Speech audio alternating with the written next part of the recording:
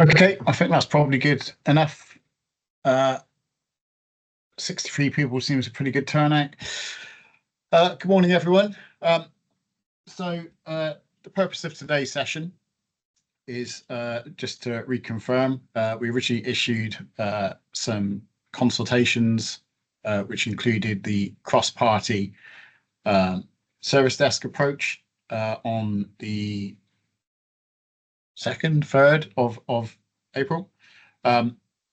We then had a bit of feedback about some of the wording in that specific document. So we revised it, had a session with you all on Monday where we talked through the revisions, and then we reissued it for consultation on Tuesday with an extension to the 28th of April for you all to respond.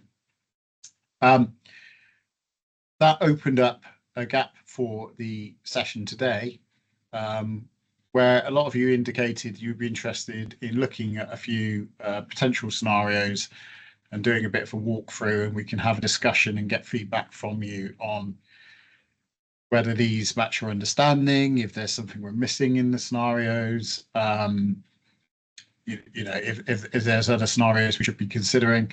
There will be a lot more scenarios to consider, but we currently, these are ones that we think are reflective of things that are likely to occur on a regular basis. Generally, they tend to be quite simple in principle, i.e. something's missing, something's been sent and not received, something's incorrect, or something's not working, a clear system failure. So generally, those are the high-level scenarios that exist, and then it's about the various nuances of those underneath. So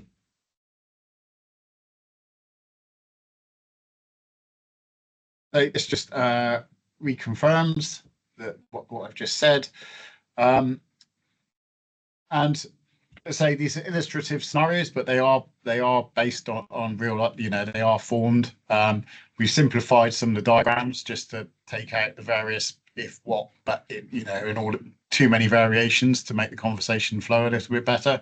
But the descriptive text we think is fairly reflective of what would actually happen.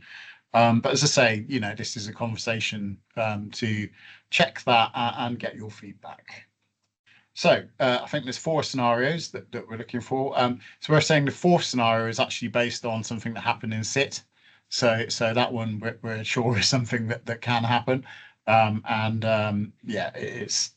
one is not just developed from industry understanding. It's something that we actually witnessed.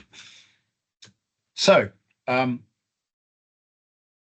crack on then, scenario A, in this one, essentially a DIP message has not been received by the recipient, in this case the supplier, but when they have so the DIP message was sent from regs, was not received in the expected timescale by the supplier.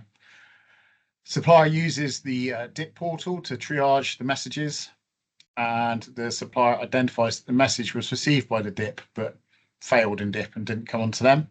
So jumping on to step 4, supplier raises the issue through the Elexon portal. Elexon triage the issue and identify that there was a problem in the DIP. We resolve it, and then we basically inform the supplier that we've resolved it. As you see, it's fairly straightforward.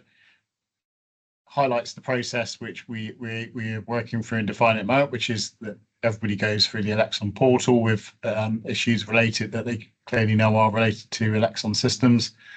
And then we will triage those issues and resolve them as quickly as possible and inform you that it's resolved.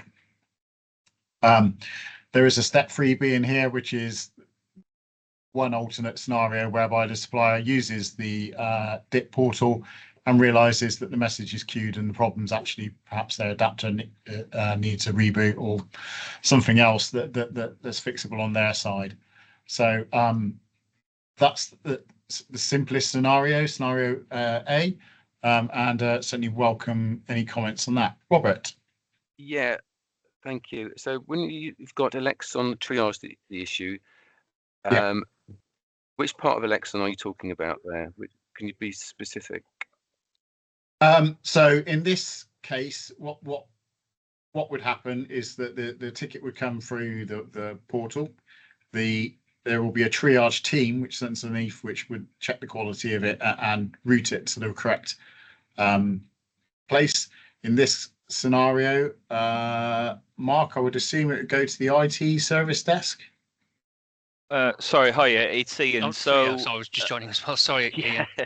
So there are sort of 3 levels of triage, really. So once the case is raised through Alexon, we have our first line case triage, which then would see if they need to open an instance off the back of that case.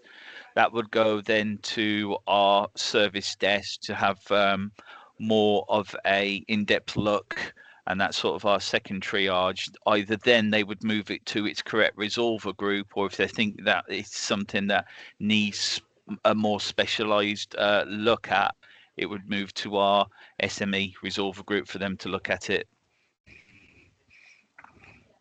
So do these resolver groups need access to the DIP portal to understand where messages have failed?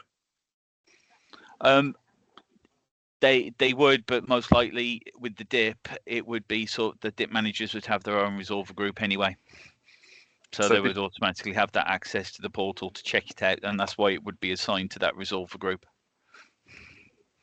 So the DIP manager is within that group. You say the election triage, that includes the DIP manager. Yes. Yes. It'd be useful to understand the levels in there. Yes, of course. Andrew, if we just take an action, it is documented in the low-level service design and operations manual, but conscious that that needs updating. So what we could do is we'll pick out those specific sections to send to you, so you can see the levels of triage in the flow. That'd be appreciated. Thanks. No worries at all. I've got that in, no problem. Thanks, Andrew. Okay, thank you, Prashanth. Yeah, may I understand how does the supplier triage message using DIP portal? Is DIP portal, I mean, how do we gain access to DIP portal? Maybe I missed it somewhere, but I am aware of service portal, but what is this DIP portal, and then how do we gain access to it?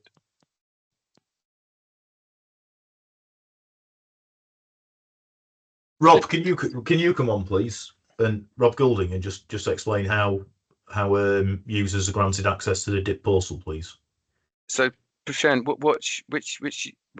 which team are you in? What are you? I'm with Centrica. I'm with Centrica. So I'm discussing the step 2 supplier triages message using DIP portal. So I wanted to understand that statement.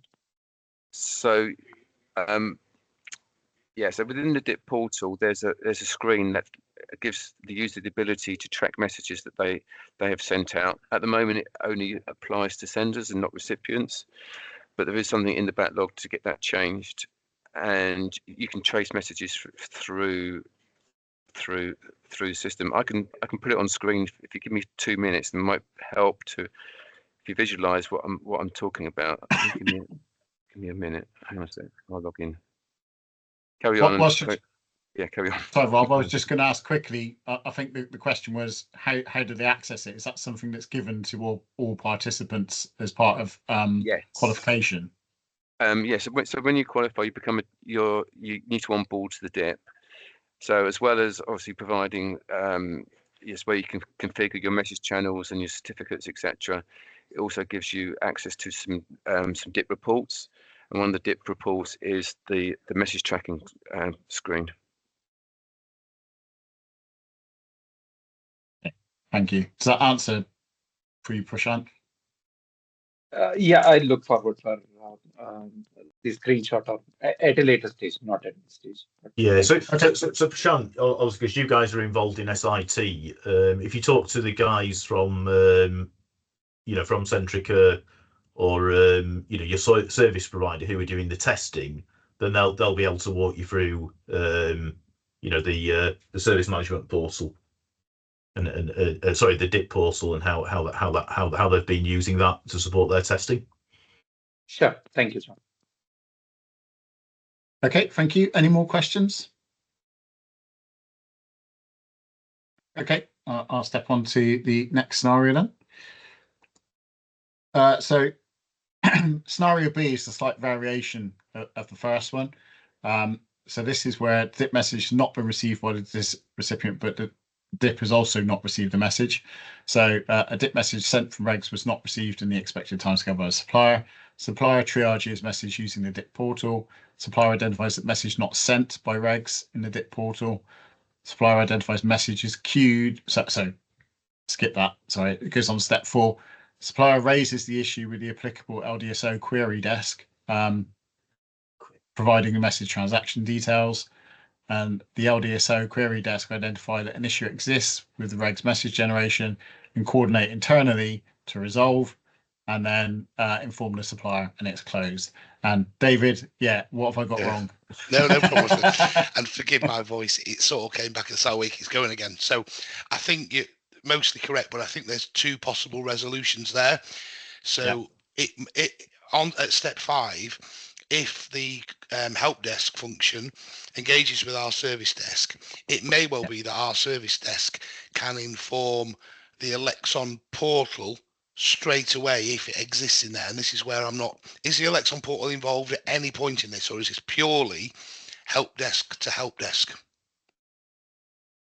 Is Alexon, as far as I can see here, Alexon are not aware and are not involved at all in this process. Is that correct? In this particular scenario, because it's the regs hasn't sent the message in the first place, we would expect you guys to find out why that hasn't happened and resolve it without Alexon's input. Okay, fine. That's okay then. That's fine. If that's the scenario, then there's no interaction. That's fine. Sorry. I was thinking there might be how we telling Alexon, but if we don't need to, then it's fine. Yeah, we've got another scenario just coming up where that okay. Then extends a little bit. But in this one, we're kind of going through the most simple scenarios where 2 parties are talking to each other. So this is sort of mimicking the BAU process we have today, but you're just substituting the DIP message for argument's sake for a deflow. Exactly. Okay, yep. That nails it on the head. Okay, no, good, thank you. But as we're trying to illustrate, these are technically cross-party because they're 2 parties talking to each other to resolve an issue, but not every scenario potentially involves Alexon getting involved, but some of them do, which is where we're going to next. Any more questions on this one? Yeah, I would also say with Royston as this, I suppose the cross-party element as well is the fact that, we are expecting, participants to do triage before they raise any incidents with any party. So, they are using Alexon service management tools or, in terms of the DIP portal to do that initial triage. So, there is an involvement of Alexon here, not a direct person involvement, but there is an involvement in terms of using the available service management tools to do the triage, which is the DIP portal. Okay, thank you, John. That's a good point. Neil. Am I reading this correctly, Royston, in that when you say message, you mean message type? Because, for example, if it would probably be a whole load of, for example, IF2s that we haven't received rather than just one particular one. I would take that assumption as correct, Neil. As I say, I've simplified this for the purposes of just discussion in terms of the diagram rather than going down to highly detailed specifics on the messages. But it might be worth saying messages, because I think it'd be a bit odd if it was just one. It's probably, it would affect multiple. Okay, thank you. That's a good point. We'll make that amendment.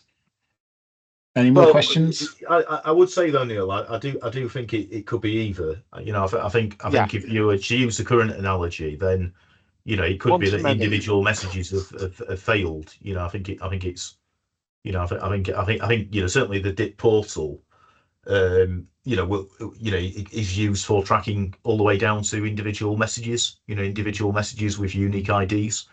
So you may use it to identify a more generic issue, but certainly in the DIP portal, it's got the ability to go down to individual message level. Okay, so I think it's just one to many, isn't it? It's one to many messages. Yeah. Yeah, I'll do the classic put an S in brackets on the end of it so that it Yeah. can be either or.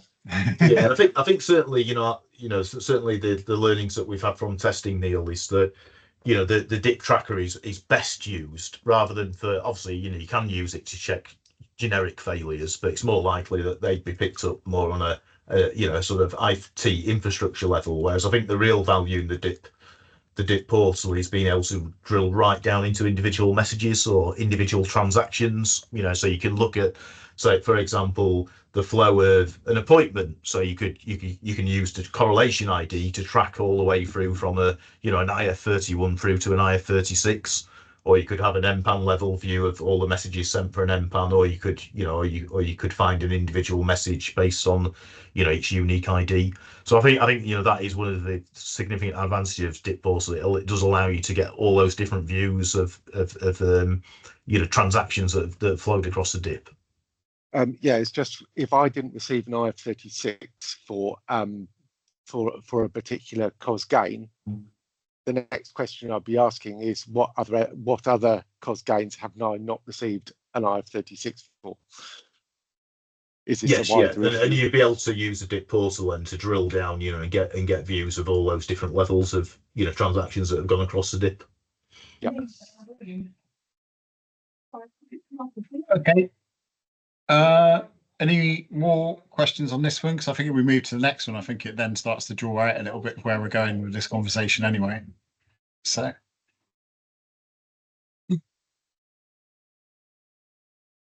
Okay, so scenario C, a dip message was sent from regs was not received in the expected timescale by supplier. Supplier triages message used in dip portal. Supplier identifies the message not sent by regs in dip portal. Supplier identifies message. Supplier raises issue with applicable LDSO query desk providing message transaction details. LDSO query desk identified that message sent to dip and accepted. So they then raise or notify the supplier of the transaction details. Supplier raises the case with Alexon through the portal, and then Alexon triage and resolve and notify the supplier when it is resolved.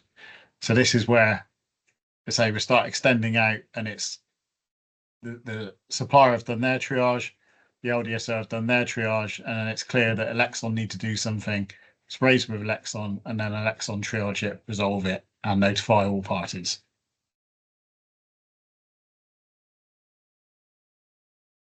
So Royston, do you actually need to know the actual mechanics and how to do steps?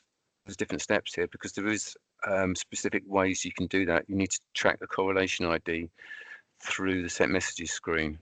That's the detail that's required here. Okay. That tells you that the correlation ID is used to trace a single thread of business process. Okay.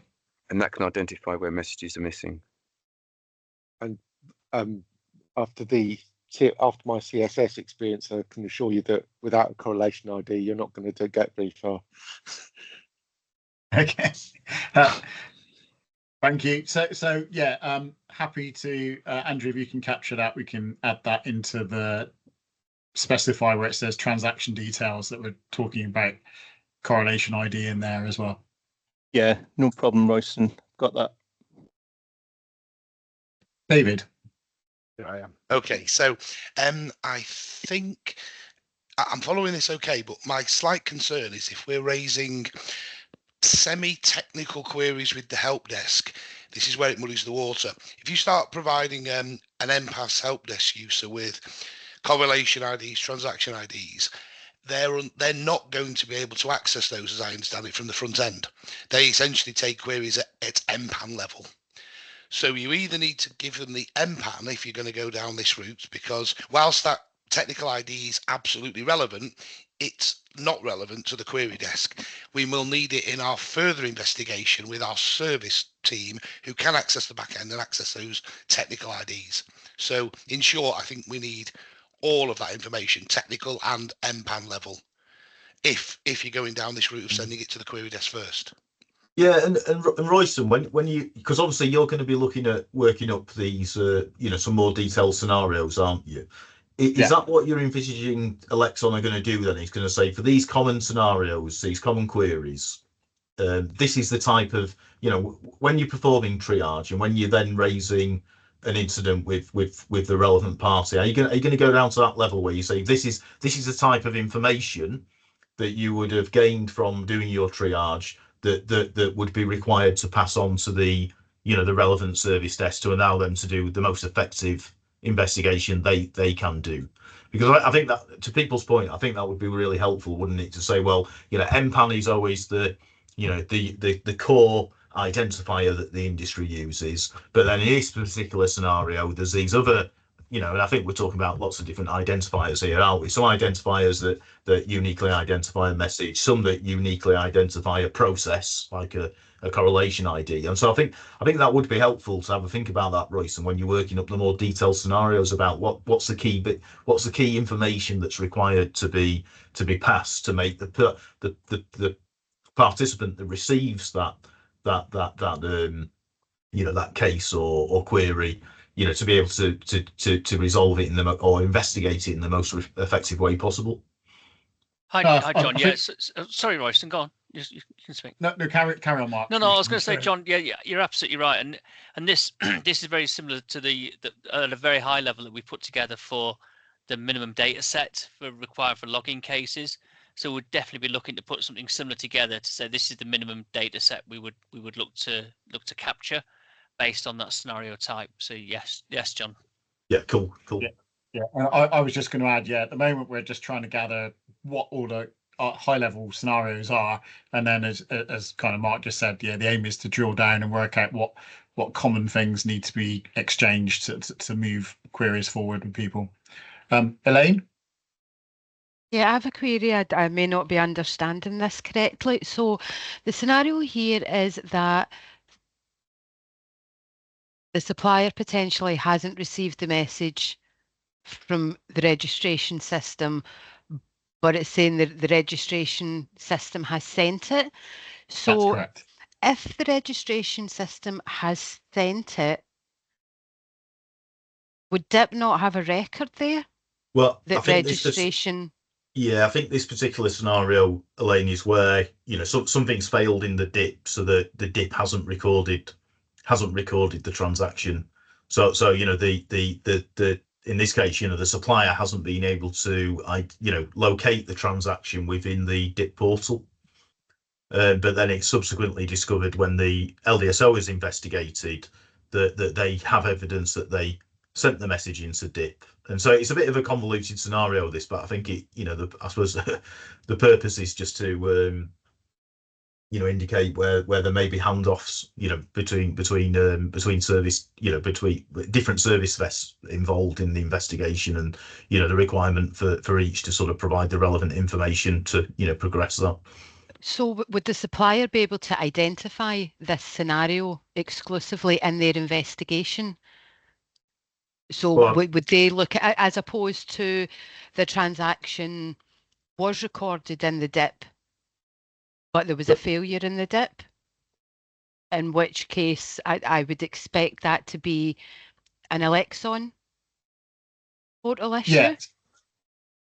Yeah, and that's what ultimately happens here, Elaine. So the LDSO would report back that they've sent the message successfully to the supplier and it's not an issue within their system, and then the supplier would then raise a case with Alexon for investigation.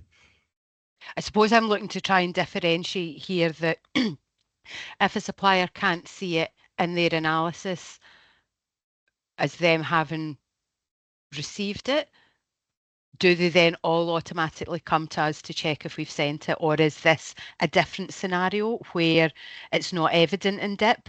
Yeah, this is the one where it's not evidence. The DIP's basically saying I never got anything off regs. Like I think this is going to be so this would be quite rare. You a rare one, yeah. But I think it was just a scenario that we thought, well, it builds off the previous scenarios, if you like, but it just sort of shows that there is I think from my perspective, this shows it highlights the principle that's set out in the consultation, which is that a participant would do the investigation, would provide the relevant evidence back to the party that raised it, saying our system is working correctly. You need to, effectively, the issue the issue lies elsewhere, and then the party who raised the incident would then go and raise the incident with the correct service desk. Okay, so does that scenario title need to be more explicit then, and saying where DIP has no record of receiving rather than it's received? Yeah, I see what you're saying. To me, that says everything. But it's a good comment, Elaine. I'll put my hands up that I was trying to simplify it to get the text into the space that was available, so I dropped back some of the words. So the original description was actually longer, so I hold my hands up on that one. Okay, thank you. Andrew? Yeah, I was just checking in terms of the Alexon kind of triage and resolution. Is this one where Alexon may well be kind of checking on the DIP side, but also might need to have that conversation with the LDSO? So just trying to understand the kind of the resolution scope and the potential for that kind of conversation between service desks. Yeah, I think John and Mark might jump in here in a second if I start airing too much, but I think it really depends on the specifics of the case. I'd hope that most of these are fairly edge cases, but there's always going to be variations to some of them. Like this one, it may well be that the DIP resolution team or resolver team can work it out straight away without having to go back to the LDSO based on the information that's provided. However, there could also be scenarios where they may want to speak to the LDSO and may well use the appointed channel, whether that be an email or whatever, to just confirm an item of information. Absolutely right, Royston. Yep. Okay, thanks. Neil? Yeah, I'm thinking that it might be worth having a sort of supplement to each scenario with an actual example, quoting an actual DIP message that where this would apply. And then maybe, sorry to give you more work, Royston, a list of other DIP messages which would also fall into this category, and then you make sure you'd have your bases covered. Okay, thank you, Neil. We'll take that away and have a look at it. Andrew, have you captured that one? Yeah, no problem. Okay, any more comments on this one? No? Excellent, thank you. So yeah, on to the last one, and this is where we start getting a lot more complex, and this is the one that was based on something that happened in the testing. And apologies to LDSOs, it's not, we didn't intend to focus on you guys entirely through this process, but it just so happened that we've been looking at processes related to LDSOs and it came up a lot. So it's not, apologies that it seems to frequently mention you. So LDSO identifies issue processing settlement reports by their DOS billing system. The LDSO service desk triage and identify an issue related to the message failing business rules as DOS tariff data not formatted in line with the DOS system design. LDSO service desk raises the issue with Alexon. I did put a question mark here about I wonder whether Mark would could clarify whether it's via the portal or directly.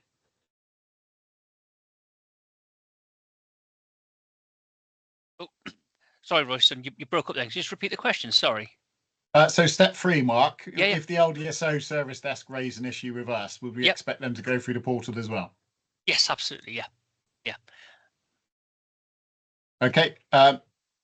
Step 4, Alexon service desk triage and determine that Alexon systems working to design. However, multiple LDSOs have raised instance as all impacted by the same issue as they share the same DOS billing system. So Alexon raises the severity priority of incident to become a major incident and issue communications to impacted parties. The major incident management team engage the impacted LDSOs. There's effectively a triage and design discussion that happens between the parties. And where agreement is reached between Alexa and the LDSOs is design issue with the DOS billing system requiring change, and the major incident management team determines if workarounds exist and determine there are none. So the LDSOs engage their service provider to make the changes. Changes are implemented and reported to Alexon major incident team that's done. The Alexon major incident team then inform all applicable participants and close the incident as resolved. So yeah, we've just stepped up the level of complexity quite significantly here. And Hazel, welcome your comments. Hi, it's point 4. Not all LDSOs share the same dual billing system. There are a number on the market. Okay, apologies. That's my lack of detailed knowledge of how the DOS billing system works. So we can make that amendment. Yep. So I think this is 3 or 4 different applications on the market. Okay, thank you. Any more comments on this one? Is it the general? Apologies for the slight errors, obviously, but the general principle is showing where something's identified as being across multiple impacts and then gets escalated to a major incident, and because that happens, Alexon takes ownership and then manages it through to resolution. Ellen. Isn't just on the step 10 and the communications of major incident, isn't there one within the operations manual just around the distribution list for major incidents? Doesn't that go to broader industry as well if you're signed up to it? It does, yes. Sorry. Yeah, it does, yes. Yeah. Great. I don't know if that just needs a bit of a tweak. Yeah, probably just a slight little bit of clarification, but yes, it goes to anybody that requests it. Cool, thank you. Hey, David again. So just a quick question on some of the detail in terms of step 3. The assumption here is if once our service desk are involved, by definition, we will have an incident in our own system managing this.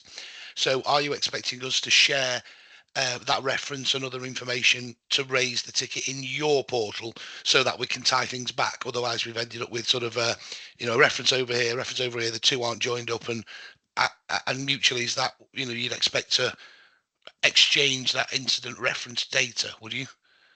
Yeah. So most service management ITSM tool sets do include the ability to track other reference numbers. Yes. It would help. So certainly our service now is configured in that way, as far as I understand it. So we would track that back. So when we're replying to you say, oh, that incident you raised, this is the update. You aren't going to sit there and go, well, hang on, I've raised 10. I don't know which one you're referring to. Which essentially tally back mark. Absolutely. Yes. So we would look to tie that back and include the reference number that was your reference as well as our reference as well. Because then when you're replying back to us, you want your reference, you don't want my reference. Yeah. No, exactly. Yeah, indeed, David. Yeah. Perfect. Yep. Okay, thank you, David. Elaine. Yeah, again, I'm not that close to the billing system. But in terms of step 4, is that an assumption that Alexon systems are working to design? So what happens if they're not? So I'll come in there, obviously, because I've been heavily involved in SIT, and this was sort of a real world example. So because we've used this real world example, then in this case you were saying that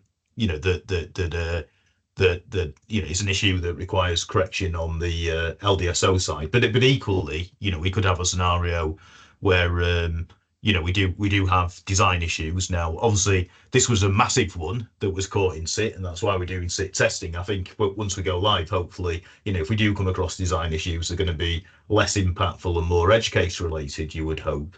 But I think as a principle here, it would be it would require investigation. It would require a determination of what needed to change to resolve the incident, and under this scenario it's the LDSOs making change, but equally it could be it could be any other service that hasn't been built to design that would need to be changed. So this is just one example here, but equally it could be the triage and determination would obviously drive out which service required changing to work to the design. Yeah, I would imagine that it would probably pass through the hands of one, maybe two resolver groups that first look at the technical output, i.e. was the message configured to design and did it go out and do the things it's supposed to do, and then secondly, as you say, like a design group that's then going, well, it did, but it's not doing what it should do, so why is that? I suppose the the principal resolution steps are the same. It would just be assigned to different parties to resolve then, wouldn't it? Yeah, that's correct. And I think in Tour Week we have talked about the concept of an issues resolution group. So I'd imagine if something significant like this happened in production, then that would be a candidate for going to that particular group for a discussion, particularly if any contention exists around what the right solution would be to correct it, the timescales for correcting it, obviously, and then which particular options around resolving it should be should be reviewed and agreed upon. So I think these could become quite complex, couldn't they, in terms of the flow? But I think ultimately what this is showing, in my view, is that it's raised to Alexon, and it would be Alexon service management, that would be then leading on the resolution, even if it's not Alexon systems themselves that are making any making any change or remedial activities. Okay, just checking that Rob had nothing to add there because he flashed for a second, but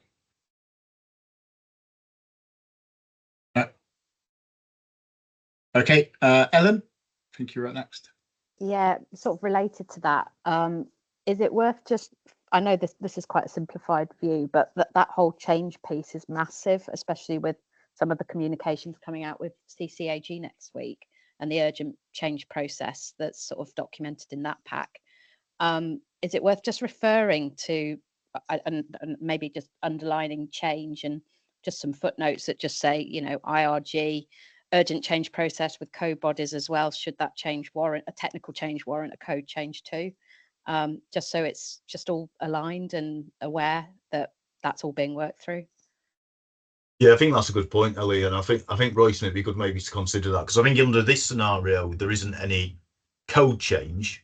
But I think when you look at your more, and I think when you look at your more granular scenarios that you're working up, then there needs to be some that consider code body change as well as part of the resolution. Okay, thank you. That's a really useful point. And Jackie. Yeah, I just wanted to clarify between sort of steps 9 and 10. So 9 is the LDSO sort of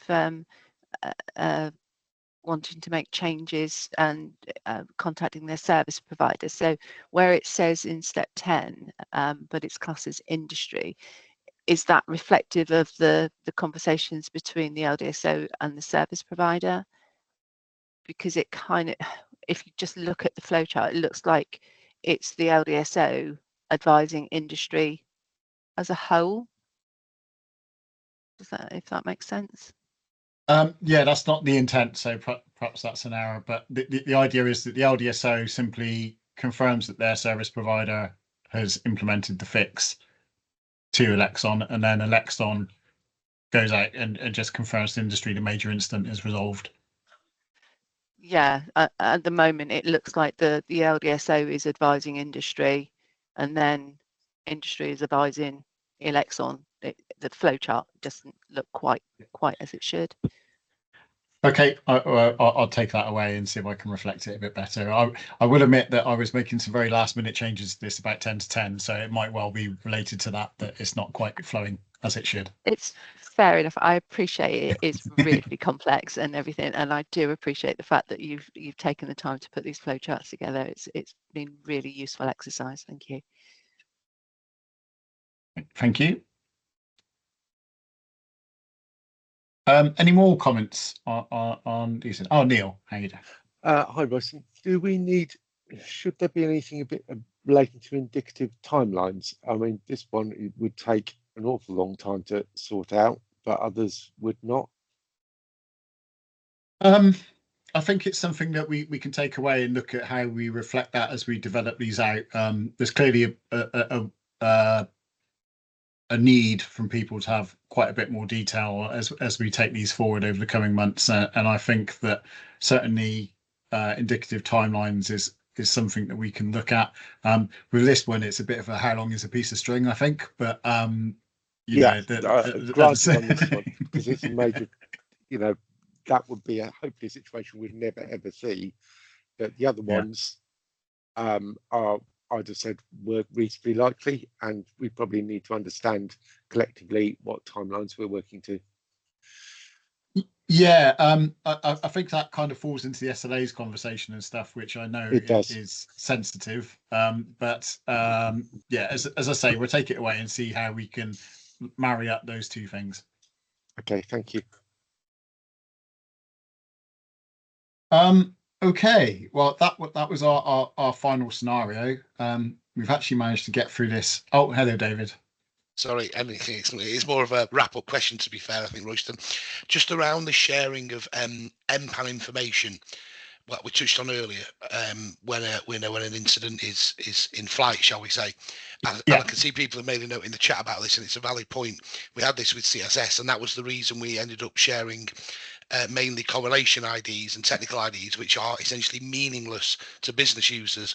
So we just need to consider how MPAN data can be shared. Now, if it's via STEP, my understanding is by definition that's a secure portal, so it's fine, and we use that today, so I'm pretty sure that's a safe statement. But I think for people who are not using STEP to exchange essentially help desk information, so this is not really service desk, this is help desk related stuff, so the suppliers help desk with LDSO help desk. If they're not using STEP, then I don't believe email is a viable option to exchange MPAN related information, so we just need to consider that. It's definitely not. No, I didn't think it was. Not. No. So don't even go there. No, exactly. I know that was the problem with the CSS, wasn't it? We ended up having to, put it in the ticketing service. Now it was the right performance, getting it in there. So I just think you need to be mindful of that, because STEP, I believe, is not mandated. It's sort of recommended and widely used, but not in its entirety. So you need to consider that, because again, without providing an MPAN to a help desk user, they can't help. Basically, you're sort of saying help me, but I'm not giving you the information. So that needs to be considered, Royston. Yeah, what I'd say there, Royston, is I think you need to go and speak to Alexon legal data protection team about that, about whether they'd have a position that MPAN can't be shared via email, and if it is shared by email, how that would be done. John, you can't. It's not secure. It's got to be SDEP, or certainly when FMS went live, CSS Snow was secure. So I presume this one is, but not email. Yeah, I guess what I was going to say is I hear what you're saying about the emails and MPANs and stuff, and completely agree. I guess the principle of data protection is it's on the responsible party to ensure that they're taking the appropriate steps to share information securely. So if a supplier was choosing, or any party was choosing to share information unsecurely, it's really on them to be addressing that issue. Alexon's portal is secure, as you say. The systems you have are secure, so there are secure methods available to any party to share information. But it's not necessarily possible for us to, we can obviously put advice out there and make it clear to people that they shouldn't be doing it, but we can't. We have no tools to enforce people to not do it. So, yeah, I think as you say, I think that you need to go and speak to Alexon Data Protection and get a position on that, Royston. Yeah. I think for me the question is, does this work without email? Can you, because we can't use email. Yeah. Okay. So just for clarity, is that from, are you referring to where we might share an email across on an instant across party desks? You Like, can't so do if it. Alexon Well, I think to So- be clear, Royston, I think that would be on anything it's related to any interaction. Yeah, I was just being clear, John, because as I've stated, we don't have the power to force other people to use, you know, whether we get legal advice or not, we can't. It gives us no power to force somebody to not send email, you know. So, but yeah, okay, it's something to go away and reflect on for sure. Thank you, Neil.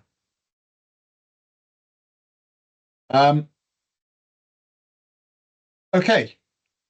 Thank you, everybody. That's been really useful and a lot of valuable things to take away and think about as we look to extend these scenarios out further and develop them to a set that we can use at go live and people can reference when they come across issues. And there's some really good thoughts in there, particularly about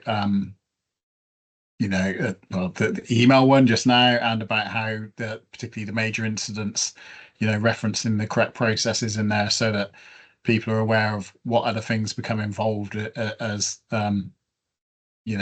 issues become potentially affecting code change and other aspects. So that's really good feedback. Hopefully it's been informative to you as well and a useful session. And we finished 10 minutes early. So that's a really good event. So I guess one last shout for any final comments or questions before we close.